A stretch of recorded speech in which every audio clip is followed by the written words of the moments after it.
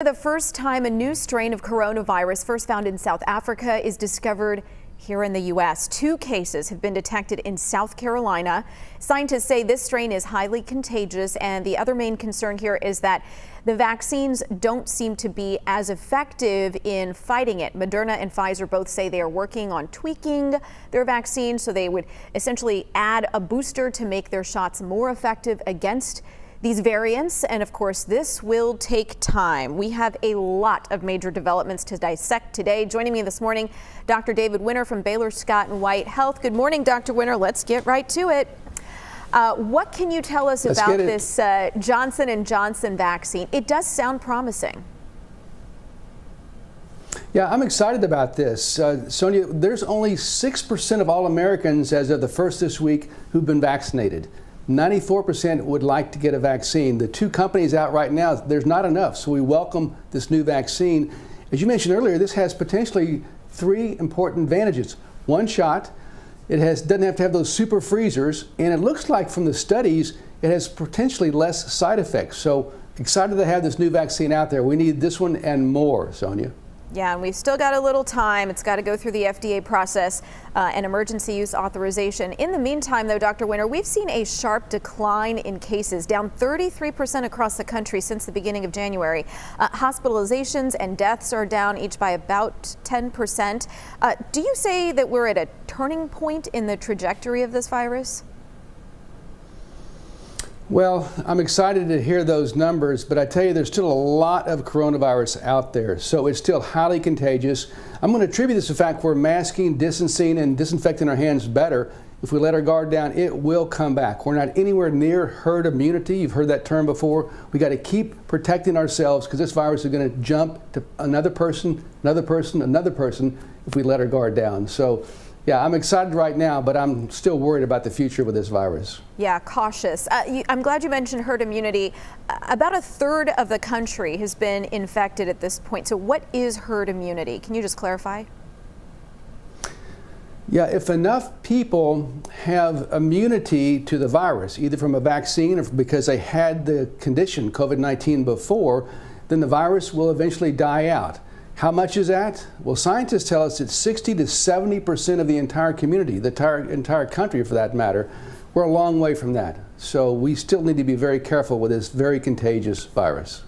Okay, Dr. Winter, one of the big questions I've been getting this week from folks, should we be wearing double masks? I started doing it, I will say, a few days ago. So who and when and why should we do this?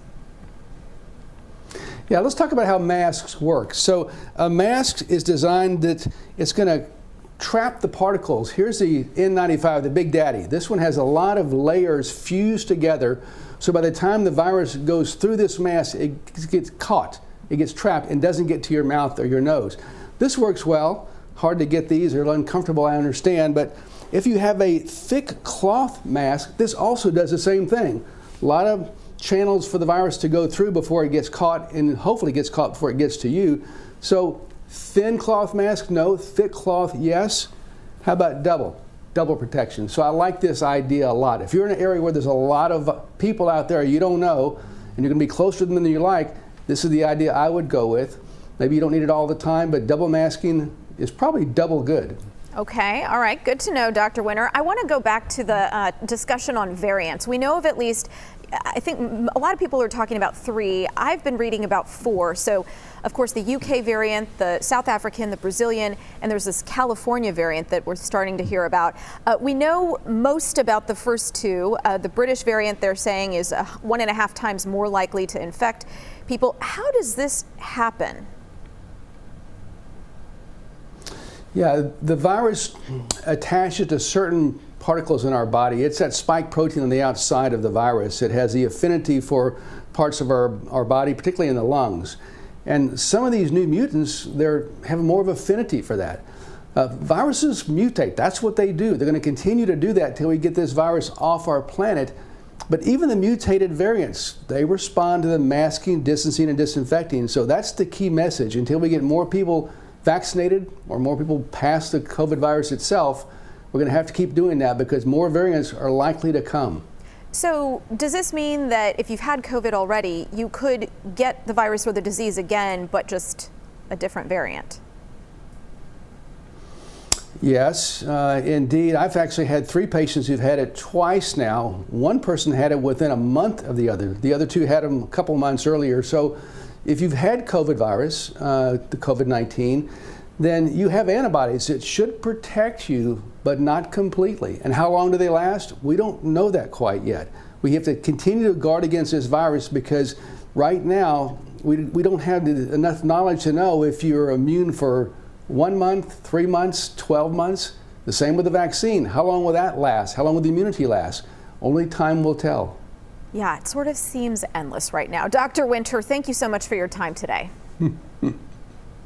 You bet. Thank you. Have a good weekend.